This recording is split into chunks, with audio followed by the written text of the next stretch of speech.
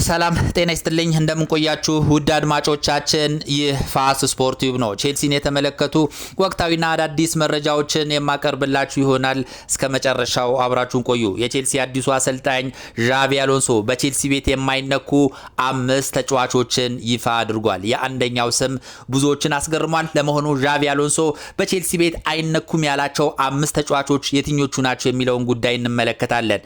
ቼልሲ ማንቸስተር ሲቲን በይፋ ሊከስ እንደሆነ እየተዘገበ ይገኛል። ለመሆኑ ቼልሲ ማንቸስተር ሲቲን የሚከስበት ምክንያት ምንድነው የሚለውን ጉዳይ በስፋት እነዚህን ሁለቱን ጉዳዮች እንመለከታለን። እስከ መጨረሻው አብራችሁን ቆዩ። የቼልሲው አዲሱ አሰልጣኝ ዣቪ አሎንሶ በቼልሲ ቤት አይነኩም ያላቸውን 5 ተጫዋቾቹን ይፋ አድርጓል። ያ ማለት እኔ ቡድኔን የምገነባው በእነዚህ 5 ተጫዋቾቹ ላይ ተመርኩዤ ነው። እነዚህ 5ቱ ተጫዋቾች የቼልሲ ቋሚዎች ናቸው ወይም ደግሞ እኔ ቡድን የምሰራባቸው ታክቲኬን የምተገብርባቸው ወሳኝ ተጫዋቾች ናቸው። ከነዚህ 5 ተጫዋቾች ውጪ ያሉ ተጫዋቾች ግን እንደ ሁኔታው ሊሸጡና እንደዚሁም እንደ ሁኔታው ልጠቀምባቸው እችላለሁ ሲል የ5 ተጫዋቾችን ስም ዝርዝር ይፋ አድርጓል። የአንደኛውን ተጫዋች ስም በፍጹም አትጠብቁትም፣ ብዙዎቻችሁም አትገምቱትም። እስኪ ዣቪ አሎንሶ የመረጣቸውን 5ቱን ወሳኝ ተጫዋቾችን እንመልከት። በቅድሚያ ጀምሰን የቡድኑ ቋሚ ተጫዋች እንደሆነ ዣቪ አሎንሶ ገልጿል። ይሄ ብዙዎቻችሁ የምትጠብቁት ነው። በቼልሲ ቤት አሰልጣኝ በተቀያየረ ቁጥር የማይቀየር ተጫዋች የቼልሲ ሌጀንድ የሆነው ሪሲ ጀምስ ነው። ይሄ የቼልሲ አካዳሚ ውጤት የሆነው ሪሲ ጀምስ በሁሉም አሰልጣኞች የሚከበርና ቅድሚያ የሚሰጠው ተጫዋች ነው።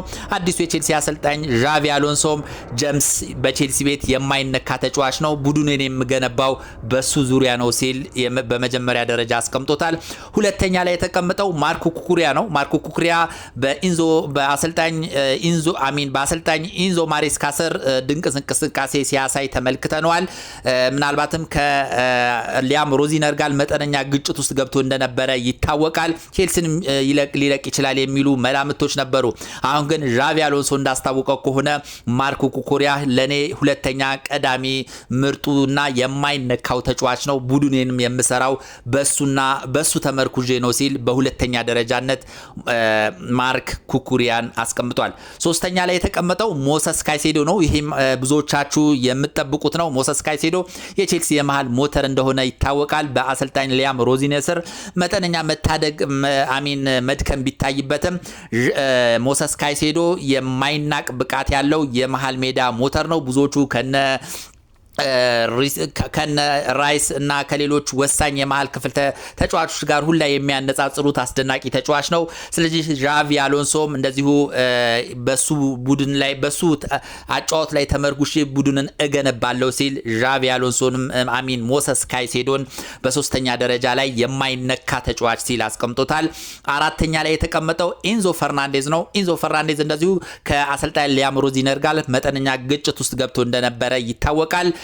ነገር ግን አሁን ዣቪ አሎንሶ የኔ ተቀዳሚ ተጫዋች ነው፣ ቡድኔን የምገነባው በሱ ዙሪያ ነው፣ ከማይነኩ የቼልሲ ተጫዋቾች መካከል አንዱ ኢንዞ ፈርናንዴዝ ነው፣ በቼልሲ ቤትም ይቆያል፣ ቡድኔንም በሱ ዙሪያ ላይ እገነባለሁ ሲል በአራተኛ ደረጃ ኢንዞ ፈርናንዴዝን አስቀምጦታል።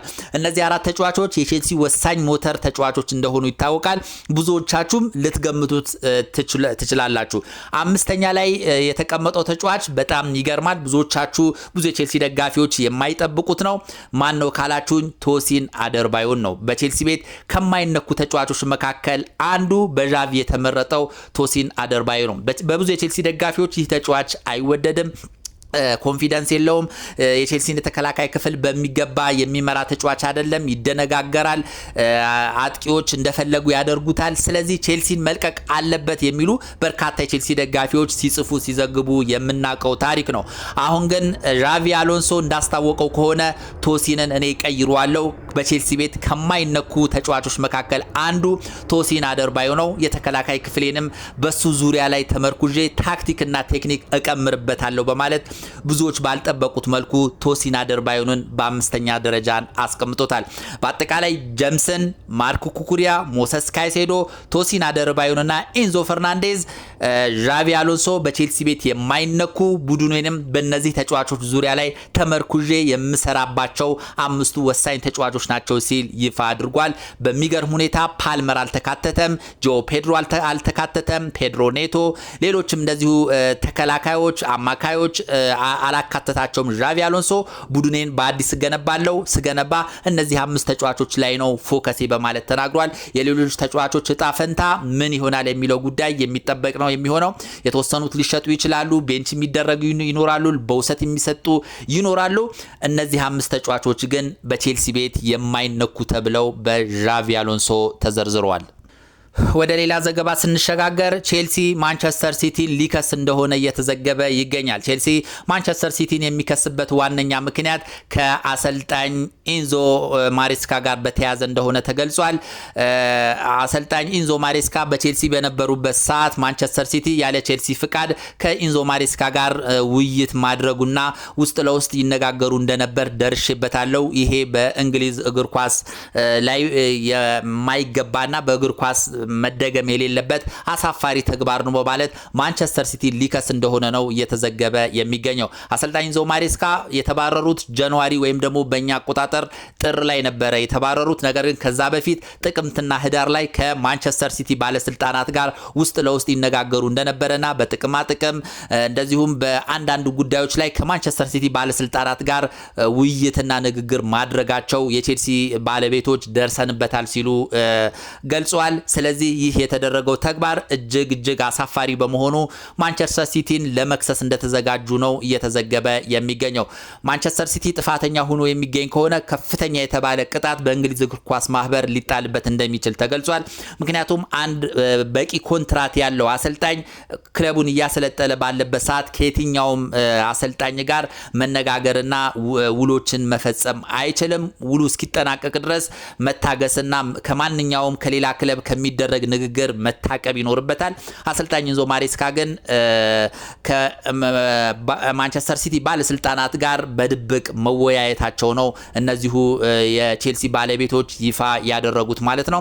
ስለዚህ በሚቀጥለው ሳምንት በቀጥታ ፋይል አደራጅተው ኢንዞ ማሬስካን እና ማንቸስተር ሲቲን የቼልሲ ባለቤቶች ሊከሱ እንደሆነ ነው የተገለጸው። እንግዲህ አሰልጣኝ ፔፕ ጋርዲዮላ ማንቸስተር ሲቲን በዚህ ዓመት መጨረሻ ለቃለው ማለቱን ተከትሎ የማንቸስተር ሲቲ ባለስልጣናት ተተኪ ለማፍራት ከፍተኛ ትግል ሲያደርጉ ነበረ። በቀዳሚነት ያስቀመጡት ኢንዞ ማሬስካን ነው። ስለዚህ ኢንዞ ማሬስካ በሌላ ክለብ እንዳይፈለጉና እንደዚሁም በቼልሲ ቤት ለማስኮብለል ጥረት አድርጓል።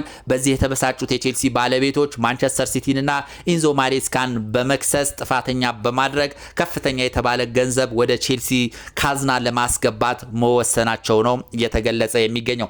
በዋናነት ቼልሲ ቤት የተሰሙ ዋና መረጃዎች እነዚህ ናቸው። አስተያየት ሀሳብ ካላችሁ በውስጥ መስመር በኢንቦክስ ላይ ብጽፉልኝ ደስ ይለኛል። ስለነበረን ቆይታ እጅግ አድርጌ አመሰግናለሁ። መልካም ጊዜ